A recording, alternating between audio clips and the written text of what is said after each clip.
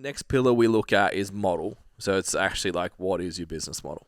Yeah. So we've talked about this quite a bit in terms of like different episodes and how we go about that and what most personal trainers fuck up. And the biggest one is just knowing who you work with and actually speaking to them. So we've had a couple of conversations even in the last week of just like people that are... One thing that like really triggers me, and I don't know why. Maybe I need to speak to someone and figure it out. But like something that really pisses me off is trainers talking about the industry and they don't even have a full book. Yeah. They talk about skin in the game. It's like, before you start worrying about fucking who else is doing what, Cert 3 and 4, whether the Stuart McGill big threes are fraud and fucking like, before you fuck around with any of that, go and get some fucking clients and go and get some results. Yeah. Because there's a lot of people taking pot shots at industry that have 15 clients. Yeah. And it's like, well, what's your method? What's your model? Go and execute it and show us. Yeah, most people who do that don't have anyone to work with. Yeah. Because if you actually had clients, you'd just be focused on them. You'd just be talking about them. Yeah. Go and show me that you can get, like, you can solve a hip problem without a clam before you shit on the clam. Yeah. Like, you know what I mean? Like, don't... Yeah. Oh, I heard someone say but you wouldn't clams are stupid. But you probably, if you were busy growing your business, fortifying your message, and working with the people that you wanted to, you probably wouldn't even know that someone said that. Yeah, look, I don't mind a little bit of like taking a pot shot here and there. Like, I don't mind, we did this with such and such without any bands. Like, you know what I mean? Like, grew this booty without bands. Like, I don't mind that, or like without, like we rehabbed a hip without clams or whatever. Like, I don't mind that, but do it first. But don't come out and be like, why are you laying on the floor like doing a clam when you're about to squat 100 kilos? Like, because it helps me get my hips into position. And then I do other activated drills and then I can do it. It's like, and I don't use clams, but I have in the past. I found them quite useful. We did that session with Durham and got on the foam roller and we're like, oh my God, we can fucking sit with our legs crossed since the first time since we were fucking 16. Like, fitness is a weird place. It's like everything can kind of... There's so many ways to do things that you can probably find a way to shit on something. Yeah. You know, and someone has... And you can make a story really sound valid. Yeah. Like, I could talk about how, like, having massive calves could make your bench better. Yeah. Yeah. Really? Just, like, a piece the puzzle together and sell the narrative and have some confidence and have a big bench. You're okay. Yeah. Get the big bench first and get some clients big bench. And you can say whatever the fuck you want. But coming back to the actual model thing. So I'll go through the questions. And we talked about this, I think, on the last episode a little bit. Have mapped out a process from lead inquiry to client onboarding. So have you actually sat down and pretended to be a client? Yeah. I land on your Instagram page. I click on your link in bio. I go to your more information part, or I go to your client booking. What happens between when I book and when I get to you? When I get to you, what's the consult like? What happens after the consult? How do I sign up? What's the sign up experience like? How do I get onboarding? How do I find everything? Are there clear instructions? Are there resources? What are the 10 questions I'm going to ask that every fucking client's going to ask? Yep. Like, fuck, moving to this app. Oh, man. I was talking to my client yesterday. How painful is it? I was just like, we just keep finding little holes that, like, shit that we haven't told people. Like, I got one yesterday. It's just like, where are my macros? And I was like, it's a pretty easy thing to find. Yeah. But it just like, there's no instruction to find it. Yeah. And it wasn't there. And I actually hadn't added the nutrition plan. So it was even more confusing because I think she went there and it was blank. Nothing, yeah. And I was like, okay, so that's not in the induction thing. I was talking to my client who's a PT as well. I'm like, I feel like I have 35 new clients all onboarding at the same time. Because it's just like slowly pulling them in. I'm trying to pull them in waves. It's just like, fuck, so many questions. Please be patient because I don't want to do it all at the same time. It's going to be awful. Yeah, but you need to go through that because we went through it. I went through it. Jace has gone through it multiple times and we still miss shit. Yeah. So you've got to actually go through and do that process to get an idea of to what things are. Probably a prior step, so these are in random order. I know who my ideal client is. And that, I think, when people think business model, you expect us to talk about how do you pay your taxes and how do you separate your finance? That was a cool What a voice. I feel like it was like almost Jordan Peterson-esque. I don't know. It was very. Maybe I'll do some AI stuff and start mimicking Jordan Peterson. So this is the one that people miss the most.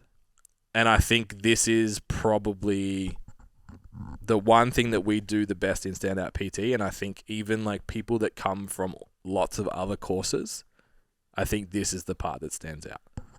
It's like, you don't know. You. Sal. Big Sal. Just like they don't have a clear picture of who they're talking to. Yeah. So then they do say like, speak to everyone, attract to no one. Clams are shit. Or they put out this generic, like, could have gone in a newsletter for the gym kind of post. Like, there's nothing of substance with anything that they do because it's not directed at a person or an ideal person you want to work with. And then you get in this trap of like, one of the most common questions we get in Standout is like, how do I get better clients? Like, talk to the clients you want. Like, attract them, demand them. Yeah, every business has a really clear idea of who they're working with. Like, and maybe bigger corporations have like, multiple people that they target, but they have a service specifically for someone, like an individual. Like, I got a mate who works for I'll call it an internet business. Mm-hmm. And like part of his role is to scour the net to obtain data to go to other businesses who pay for his services. Yeah. And he goes, everybody's searching this, and this is the demographic. Yeah, that's sick. So then they go, cool, let's make a product based off what they're searching, and this is the person that we're going to target. Yeah. So the ads are for a 35-year-old male interested in fitness, makes $100K a year, drives this car, and then all of a sudden it's like, boom, this loan is for you, or this credit card is for you. It's like the likelihood of being connected to that is because they've identified, this is the person that we're going to work with for this product. Or if you're a personal trainer, it's like, who do I get the best results with? Who's the person in the gym that I actually have access to train? Yeah. And it's like, okay, and who's willing to pay for the service that I have? Yeah. Let's put that all together. Yeah. There's somebody that comes out of that. So we actually have like a how to find your niche resource on the website. So stcfitlearning.com/resources to find that. I think it's /niche, but go to resources because I'm not 100% sure. Yeah, and there's other stuff there that you guys can take advantage of too. Yeah, and it's funny, you go through that whole process, and this is really, really valuable to everything else that we're going to talk about today in terms of what you need for your business to be successful. But the one that stands out is the last thing you said there, like who's willing and able to pay. Yeah. When we hone in the lens on business model and why this is contained in the business model section, not service. Yeah, is because your business model is determined by who you're selling shit to. It's determined why? Because it's determined by profitability. Yeah, that's how we keep score. A business is measured by profitability. Yes, outcomes, yes, all of that, but outcomes contribute to profitability. So that's what we're trying to achieve. Yeah, if you're making no money, it's not that fulfilling. Correct. At some point you got to pay the bills, and that gets really hard. And like even if like you're the PT that's like, no, I just want to help people. It's like, well, if you were helping a lot of people, you're making a lot of money. Yeah. It's like, it's based on retention. If you want to be like the high road trainer versus, so high road is like someone who is invested in long-term outcomes and all that kind of stuff. Low road is obviously like 1,200 calorie diets, here's a program, fuck off. Like just there to make money. The high road person pays more, stays on for retention, is a higher value asset, blah, blah, blah, blah. Like you have to have that structure in place before you decide anything. Because if you decide that your ideal client is single mums returning to the gym for the first time and you need to make $100 a week per client to be profitable, that business model is not looking great. Yeah. Because not all single mums are returning to training for the first time since they were 13. A, value it enough. Yeah. Or B, have the funds to throw $100 a week at a PT. So your business model is actually going to be small groups or something along those boot camps or something along those lines that is going to draw those people in. And then you need to sit back and evaluate like, okay, well, how does this work? What would I actually have to do on a weekly basis to attract enough people to pay my bills? Does this actually look profitable on paper? And is it a good business model? Yeah. Before you worry about anything else. Yeah. So the other questions we have in there is like, do you have total control of your cash flow? Which most PTs don't even have separate bank accounts. Yeah. Or even have some form of like payment system. Yeah. Cash and direct debit and just up front transfer and shit. Yeah. You know, doing the session and then chasing people up for money, like becoming a debt collector. Yeah. Bounty hunter. Yeah. Fuck that. Yeah. No. Yeah. We've all done it. Guys that are doing trainers out there that are doing invoicing and shit. Yeah. Monthly invoices for PT. No. Stop it. Yeah. No. It's just creating friction that you don't have to in this day and age. Yeah. It's a wild thing. So total control of your cash flow. When I think of that, I think about like, is your business and personal finances separated? Do you have a budgeting strategy? Do you have a rainy day fund for when it's quiet? Do you have a direct debit system in place? Pay yourself weekly, or do you have client minimum terms so you can have a reliable income? Do you have good terms and conditions in place that someone cancels on you still get paid? One of the other questions, can you take time off and still get paid? That, when I say control of finances, that's what that is. Yeah. And a lot of people are probably like turning their nose up hearing all that stuff. Like it makes them feel like, oh, they're doing the wrong thing. But it's like, that's putting you in a position to actually be able to show up every day. And be good at your job. That's it. And be good at your job. It's amazing how much you care about your current clients more when you have enough of them. Yeah. And when everything's just running smoothly. Yeah. It's like you're not working on like who owes you what, and it's like a million different, like this person's got 8 sessions left of their pack, and this person's got, and then you got to ask this person for like $2,000 up like in a week's time. Like it's just like everything's smooth. You get paid weekly. The debiting comes out. There's no friction. You can budget properly. That's it. You can budget properly. You know exactly what's going in and out. You know what to, if things aren't lining up and you need to make more, you know exactly what you need to do, and then you're going out and get it. Yeah. So I made the comment at the start of the episode that this could be the podcast that saves your career long term. If you don't have this in place, try buy a house. Every personal trainer leaves. Try get a car. Usually trainers will leave the industry because of money. Yeah, it's either they're not making enough or they have to go get a real job to do the adult thing. Yeah, or the bank's like, you don't have a real job because you take cash and you don't make any money and you need to go and get a secure income. So the bank goes, yep, cool, you can pay that loan off. Yeah. It's like, you can actually do all of those things. Yeah. And run a personal. And you actually need to think 12 months, 2 years in advance too. Yeah, 100%. And like, so to add some context to this, like, we bought our first house at 25. I say we. I came up with some of the money, but the bank just looked at Steph. Yeah. She was a school teacher working full time. We didn't, we were very fortunate at that time when you look at house prices now. To buy the house that we bought. Yeah. But they just looked at her money. Yeah. I wasn't even considered in the serviceability. And then I went to buy a car 2 years later. There wasn't cash. Yeah.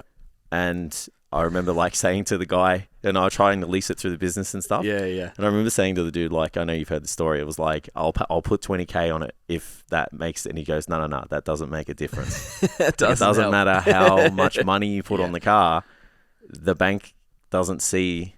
so then I had to get a letter from my accountant, and then, this was when we were kind of, moving to changing the business model, and I was coming into the business, and so then I had to start becoming legit, and then it was like the new house, we wouldn't have got it if I wasn't, if I wasn't running a legitimate business, because they would have been like, well, you can't service this loan with Steph, only. Yeah, you guys are a joint income and you need to make this much together to service the debt of both houses at the time, because that's what they were going off. Yeah. So we would have missed out on one of the biggest opportunities of our life just because I was fucking around putting fucking money in a shoebox. Because Dave in the PT room said, "Nah, just take cash, bro. Just take cash. You'll pay less tax and all that, and I'll miss out on all these like government grants and stuff that we were entitled to because we got basically shut down for the last 2 years anyway. Yeah. Which was really helpful to leverage out of for probably a lot of businesses. So there's just so many benefits to doing it. Yeah, and it's like a lot of people will just leave because the bank goes, well, you need to make more money. Well, you actually need to make a regular income. Yeah. Yeah. Welcome to my life where we're both self-employed. Yeah. And if it's like call with the broker a year out, like, okay, what needs to happen in the next 12 months for us to do this? 100%. And how do we do it? And what needs to happen? Yeah, because there's time frames as well. Like if your business is less than 2 years old, like the bank's not going to look at you even if you're making money. Yep. Like we don't care. We need tax returns. so that they can trust we that need to you'll see pay. growth, and we need to see debt That's and all wild. that, what debt you have, Yep. what's going in and out. There's Yep. so many things, guys. Yep. So don't listen to the dude who tells you to take cash. Yeah. Even the biggest one for me is for young personal trainers is like the business expense thing.